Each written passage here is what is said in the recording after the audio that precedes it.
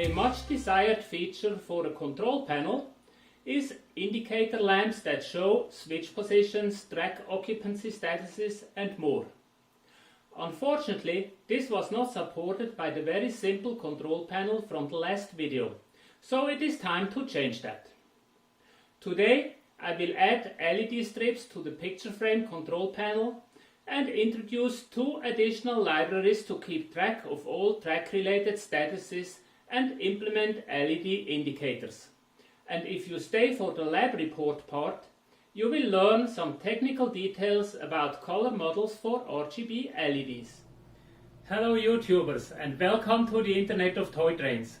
I am Hans Tanner and here is a new episode of IoTT with fresh ideas about how to use the Internet of Things along with sensors and microcontrollers to control a model railroad layout. So, get on board, the train is leaving the station.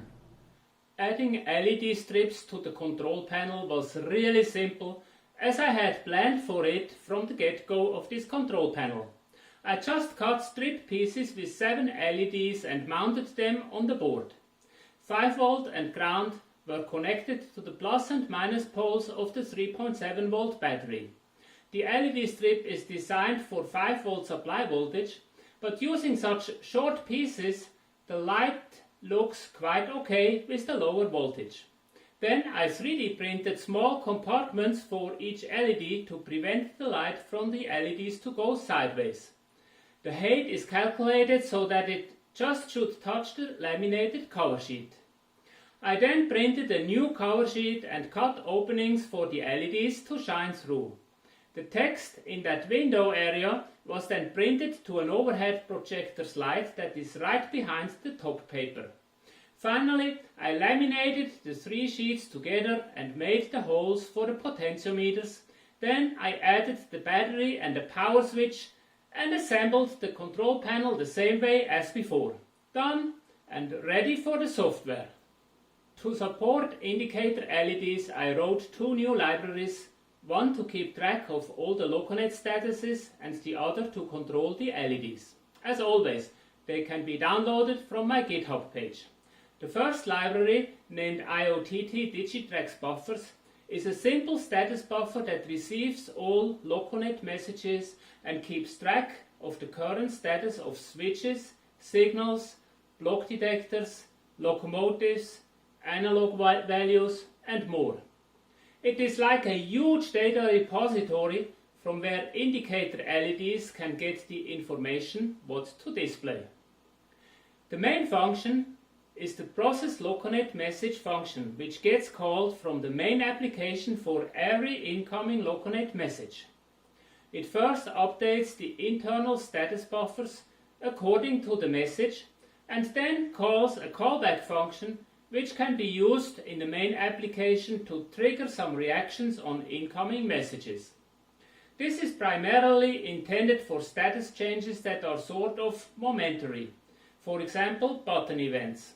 Other events that are more like a level change, for example block detector messages, will probably be periodically evaluated in a timer-driven routine, so there is little need to use the event hook. But just in case, those event hooks are available. In addition to the event hooks, the library has functions for reading status information for switches, signal aspects, block detectors, analog values, and so on. So the application is always in the know about track side status and devices connected to the control bus. Embedding the library in the application is easy. All that is needed is an include statement to load the library and then call the process LocoNet message function from the routine that handles incoming LocoNet commands, either from the gateway or LocoNet or MQTT libraries. To learn more about these communication libraries, it might be a good idea to review videos number 27 and 28. The second library is intended to support display LEDs. It makes use of the FastLAD library, which can drive most common types of RGB LEDs, like the WS2812 that I am using for CTC panels and the signaling system. It implements an object structure with functions for setting and changing the LED color, blinking, switching them on and off in a controlled manner, and updating the display according to statuses read from Loconet. Like most of my libraries, it is universal and individual LEDs are configured by reading a JSON file at startup. And yes, also this information will be configured using a web page in one of the next videos. So you do not have to worry too much about the complexity of it. But just to give you an idea, let me walk you through the LED configuration file for my little control panel. The LED configuration file has three parts: general setup, color definition, and LED configuration. In the first part, some general configuration options for the LED chain are defined. Most importantly, the number of LEDs that are in the chain. This defines how many LEDs can be controlled in this panel. My simple control panel only has 14 LEDs. The CTC panel from video number 9 had around 110. For larger panels, I think several hundred LEDs would be realistic and would be no problem to handle. The next entry deals with brightness control. First, we specify the initial brightness value to be set when the chain is initialized. This is a value between 0 and 1, 1 meaning full brightness. Then we define how brightness is controlled. At this time, only analog values are supported, so we say analog and specify the input number that is used to control the brightness. In our case, analog input 15, which is the left potentiometer as we configured it in video number 29. Finally, we specify the blink period for the global blink bit. The LED library supports both global and local blinking. LEDs that are connected to the global blink bit will all blink simultaneously. This is useful for control panels and the like. When used for signals, it would be somewhat strange if all signals would blink in sync. Therefore, each LED can also be connected to a local blink bit with local period length and trigger time. But here we specify the on time for the global blink bit. So 500 means half a second on, half a second off. The second section is defining all colors that will be used in the panel. Each color consists of a color name and an RGB value. It is just easier later on to select colors by name rather than specifying RGB values each time the color is used. As an alternative to RGB, it is also possible to submit a color definition in HSV format. If you wonder what that is, just watch the lab report part at the end of this video, where I will explain that in more detail.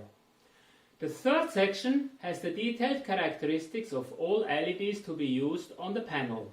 If you looked into the LED configuration of the CTC panel in video number 9 or the signaling system in video number 13, this might look familiar to you, but then there are significant differences. In fact, I completely changed the way how LEDs are defined.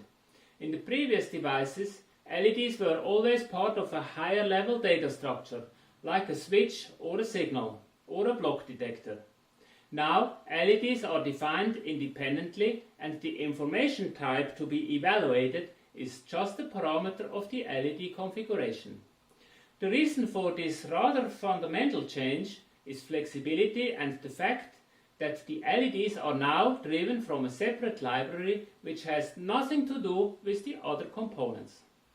Overall, I think this is the much better approach, but time will show. Let's have a look into how LEDs now are defined. The first example is the LED that displays the status of switch number 1. It should be red if the switch is thrown and green if it is closed. The first entry is the LED number we are dealing with.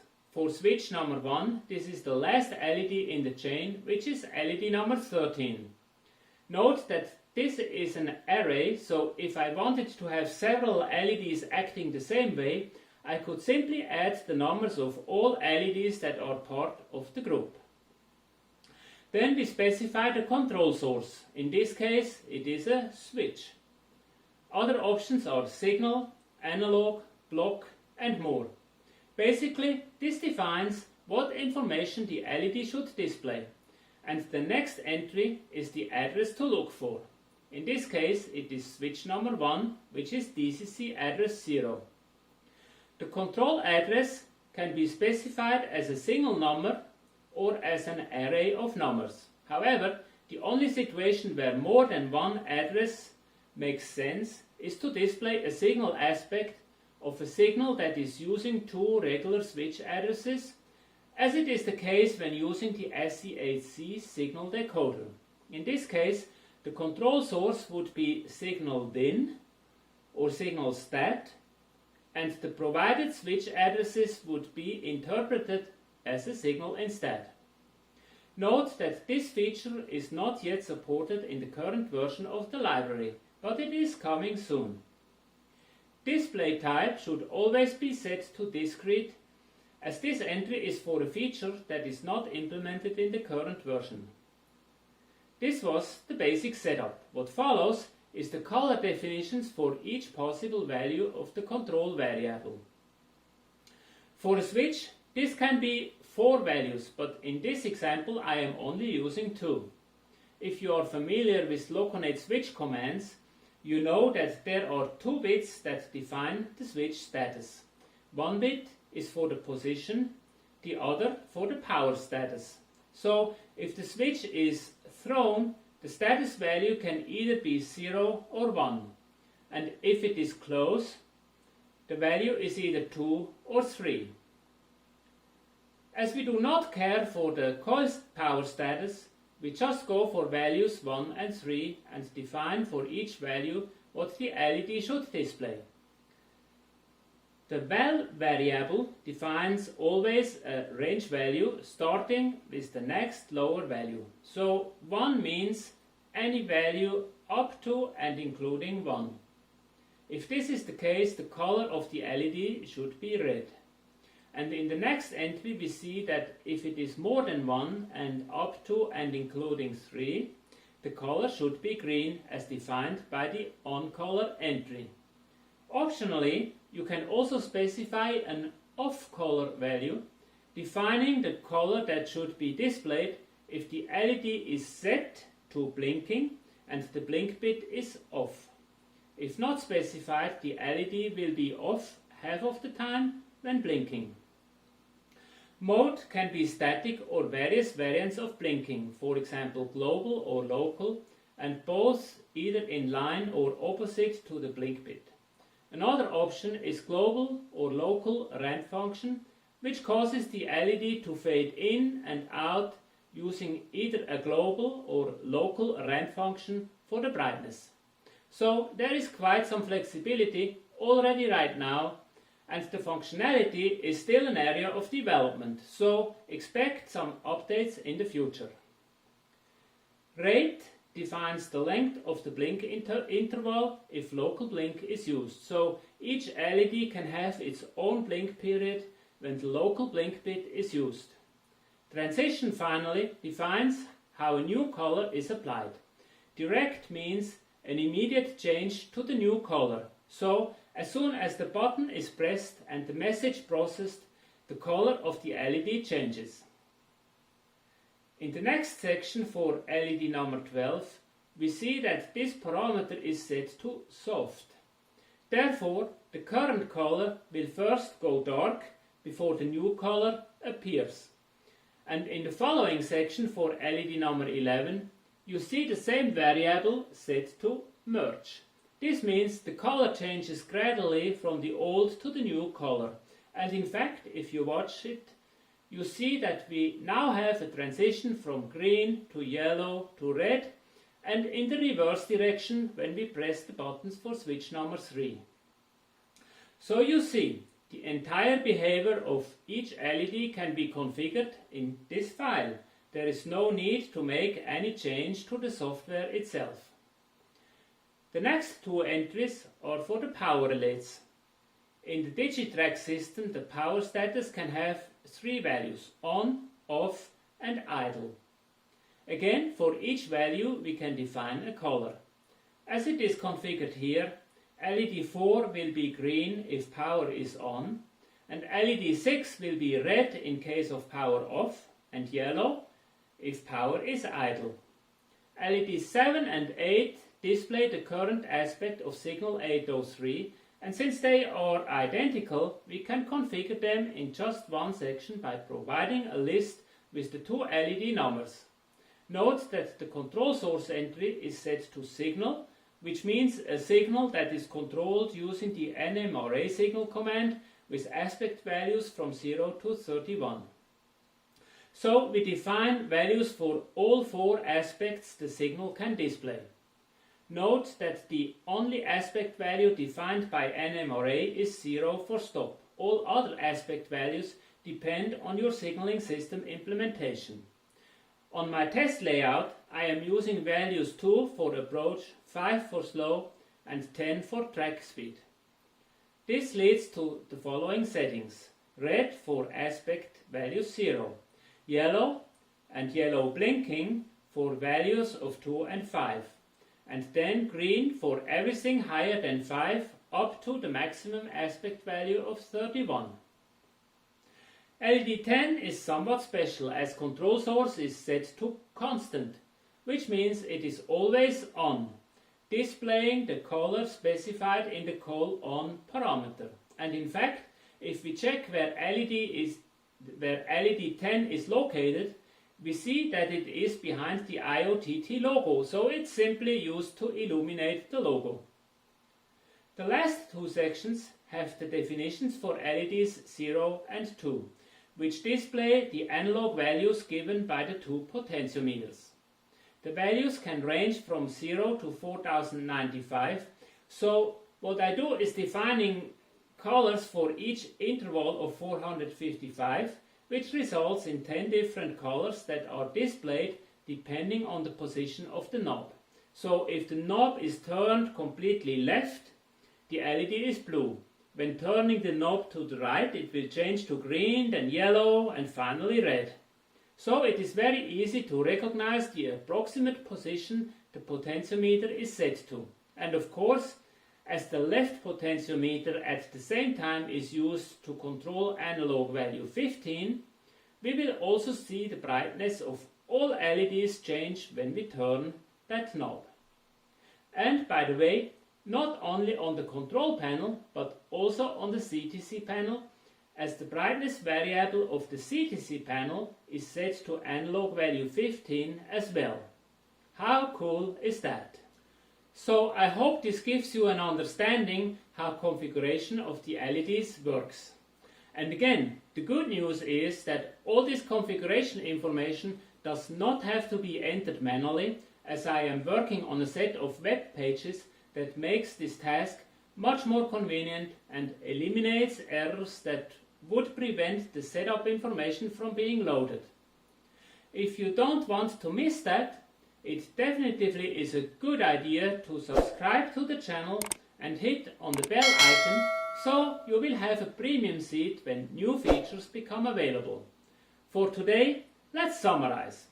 LEDs to display status information of block detectors, switches, signals and more are a must-have feature for control panels.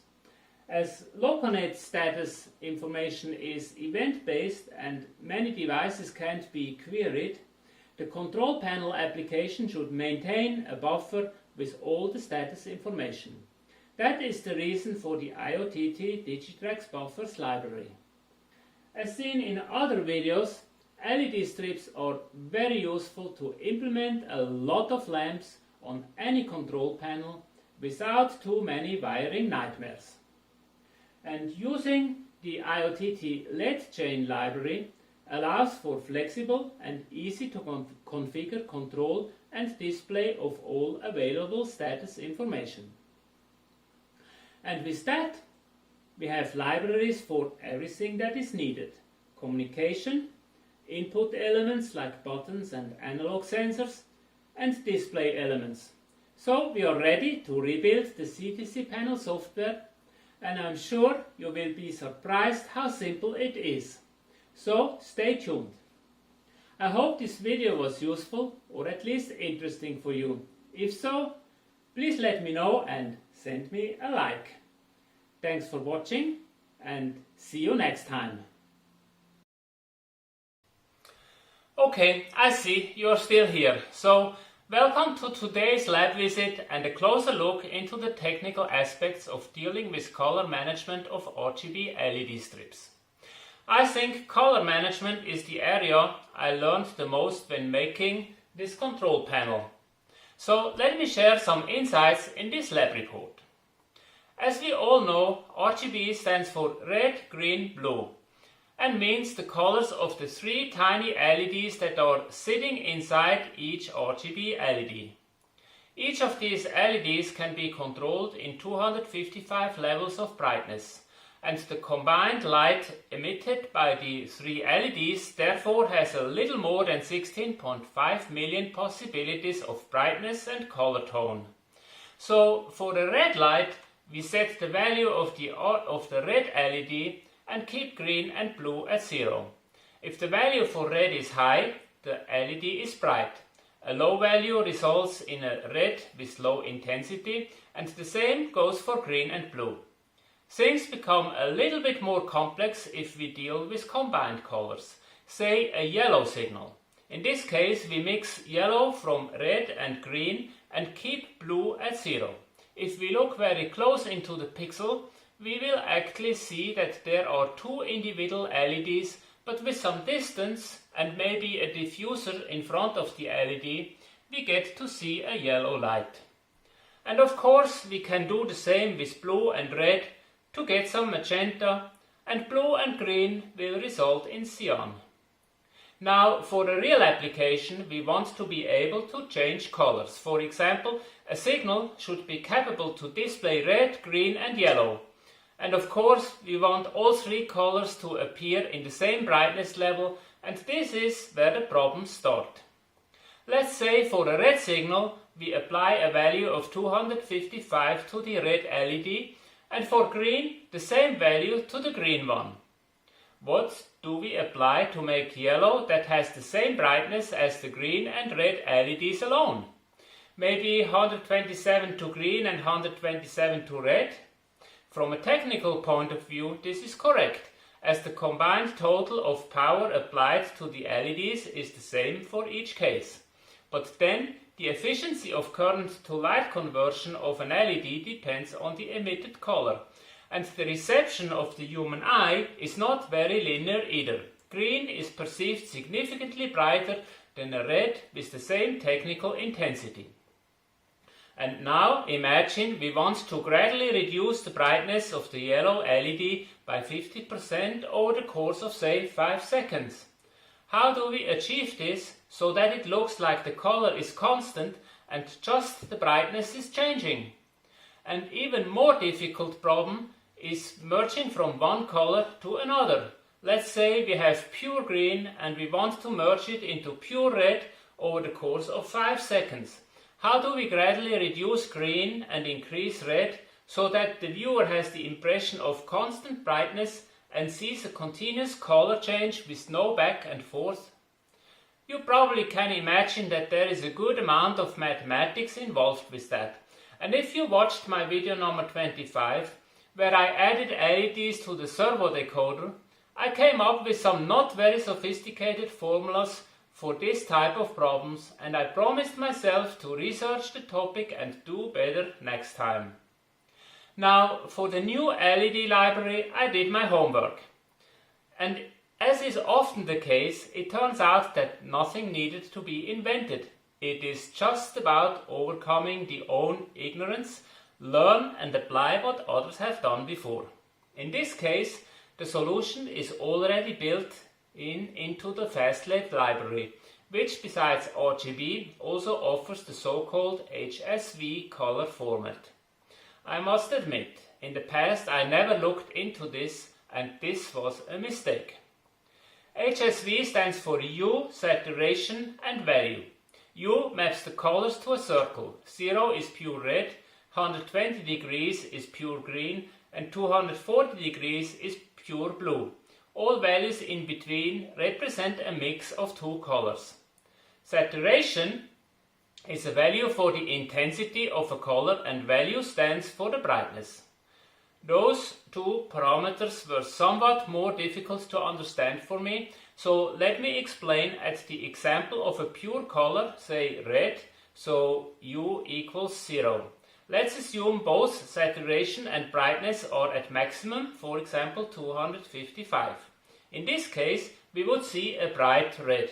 If we reduce the brightness from 255 down to 0, the red would be darker and darker until the LED is completely off. If we reduce the saturation, on the other hand, the brightness would remain the same, but the red would fade, and when the saturation is down to 0, the LED would be white, but still full brightness. Now, the physical LED is still RGB, so we can imagine that there is quite some mathematics going on in the background to map the HSV values to the RGB output, but that is exactly the type of math I was struggling with. To program color changes that appear continuous, this model has a lot of advantages. If I want to do a soft transition from green to red, typical for railroad signals, all I need to do is gradually reduce the brightness of green down to 0, then change the U value to red and increase the brightness to the previous level. And the second case, the merging from green to red, is simple as well. I just gradually move the U value from 0 to 120 degrees and the LED will change from green through yellow, orange to red, while the brightness remains the same during the entire transition. That's pretty cool and simplifies the code dramatically. So I decided to switch entirely from the RGB to the HSV model for internal color calculations. For the configuration, I allow both models. You can define the colors to be used either as RGB or HSV values, and RGB values will automatically be converted when the library is loaded. The FastLED implementation allows for values of 0 to 255 for H, S and V. So U is mapped to 255 instead of the traditional 360 degrees, meaning green is at 85 and blue at 171. The advantage is, of course, that we can use 8-bit values all over, which is good for the code performance. There is another nice feature in FastLED, and that is the choice between linear and nonlinear hue to color distribution. The nonlinear distribution adjusts for typical color impressions on the human eye, and I particularly like the wider spectrum of yellow and orange color tones it offers, which is very useful for railroad signals. If you want to learn more about the HSV model, there is an excellent and highly recommended wiki article on the FastLED GitHub page. I leave a link to it in the description of this video. Okay, that's it from the lab for today. I hope this was not too boring for you, but since you're still here, I assume it was not. Thanks for watching and see you next time.